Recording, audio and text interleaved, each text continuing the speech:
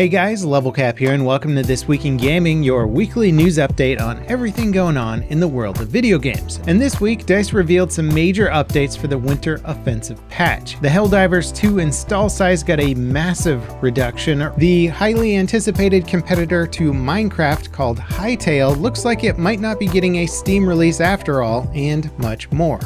Battlefield 6's next major patch, the Winter Offensive update, arrives on December 9th and is focused on making gunfights feel more reliable and readable across all modes. It'll also include a winterized version of the Empire State map with a tweaked layout and snow blanketing the map. The update will include major audio tweaks first tested in Battlefield Labs, including a full pass on footsteps and vehicle sounds so key cues are easier to pick out. Plus, fixes for bugs that caused important sounds to drop out on larger maps. The update also brings broader combat tuning with work on hit registration, damage feedback, soldier visibility in darker areas, and weapon handling alongside mode-specific balance changes to Rush, Breakthrough, and the Red Sec Battle Royale. And speaking as a longtime Battlefield fan, the rollout of updates and fixes for this game seem like they're coming at a faster pace than we've gotten before, and I'm all for it. Now, as for the proposed $55 billion buyout of Battlefield's publisher Electronic Arts, it turns out it could mark a major shift in who actually controls the company.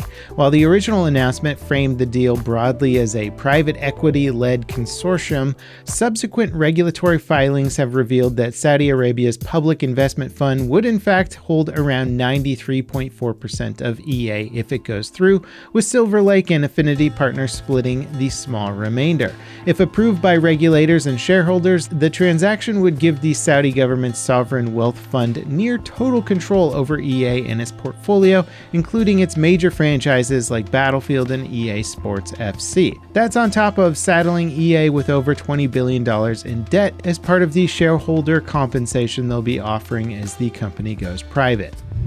Helldivers 2 now offers a slim version on PC that cuts the game's install size by about 131 gigabytes. The new build reduces the footprint from roughly 154 gigs to around 23 gigs by removing large amounts of duplicated data that had originally been included to improve load times for players on older mechanical hard drives. According to the developers, internal testing showed that load time differences between the full build and the slim build are only a few seconds even on traditional hard drives, making the large duplicated asset sets unnecessary. The slim version is currently available as a public technical beta on Steam, and players retain all progress, purchases, and multiplayer functionality when opting in.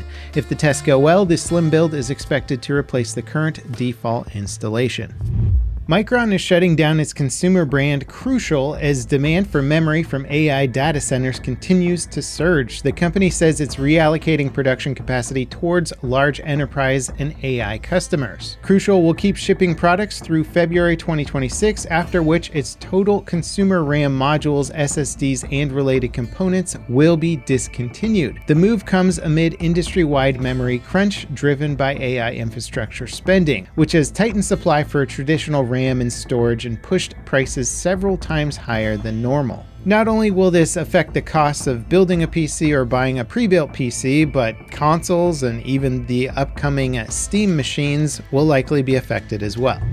Path of Exile 2's 1.0 release date that would take it out of early access has slipped once again. In comments given to Eurogamer, game director Jonathan Rogers indicated that the team no longer expects to hit the previously floated March 2026 target. And while he says he's fairly confident that the full launch will arrive before the end of 2026, he stopped short of making any firm commitments to that and added that he certainly wouldn't want to slip into 2027. That said, they're releasing a major update for the game on the 12th. The last of the Druids update adds new shape-shifting classes, a rebalanced skill tree with over 250 nodes, and improved game performance. A free weekend will be available from December 12th to the 15th. Splitgate 2 is being relaunched as Splitgate Arena Reloaded on December 17th. The game had an infamously unpopular launch, with player counts dropping over 90% within days. Arena Reloaded overhauls the game by removing factions and abilities. There's a new classic arena mode with balanced starts and map pickups similar to the first game. Progression was reworked so players can earn new cosmetics and their weapons and characters directly via gameplay. The relaunch will also include 5 new maps, 6 reworked maps, and 3 new LMG weapons. Hytale won't be launching on Steam when it debuts as an early access title in January. The long-awaited survival crafting game was recently canceled by Riot Games and then bought out by its original creator. They're aiming to get the game out as quickly as possible and anticipate the early access launch builds will be missing core features and suffering from bugs. They're avoiding a Steam launch to avoid potentially harsh reviews from players who say they aren't as well informed about the state of the game. They also say they don't see Steam as necessary since the game already has a very high profile online, though they may bring the game to Steam in the future. The plagiarism dispute surrounding Bungie's upcoming extraction shooter Marathon appears to be settled. Artist Fern Hook, also known as Anti-Real, says her claims that Bungie used her 2017 artwork without permission in an alpha build of the game have now been resolved to my satisfaction following discussions with Bungie and Sony. Hook went public in May, alleging that several of her poster designs had been incorporated into Marathon as in-game textures. Additionally, much of the game's marketing and aesthetics seem to be based almost directly off of her work. Bungie acknowledged the issue soon after this was brought to light, attributing it to a former employee who submitted an asset sheet containing unlicensed art and apologized while launching a broader internal review of game assets. The terms of the resolution were not disclosed.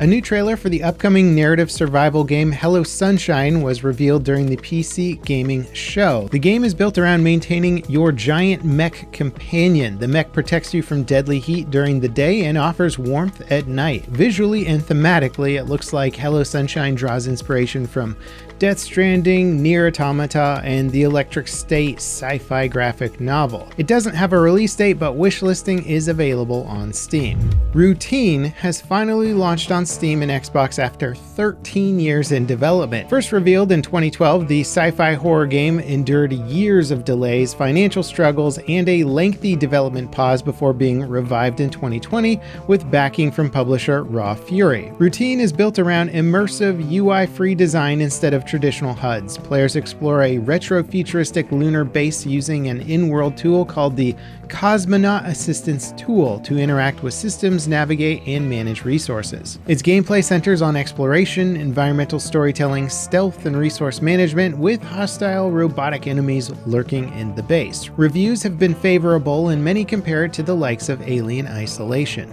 Now, if some of you would like to see a little bit more about what it takes to build a video game, check out my latest devlog for C-Beams. We're on devlog number 49, and we've been building this game for almost 2 years now. It's been an absolute wild ride so far, and we have so many cool spaceships and neat things to show off in the latest devlog.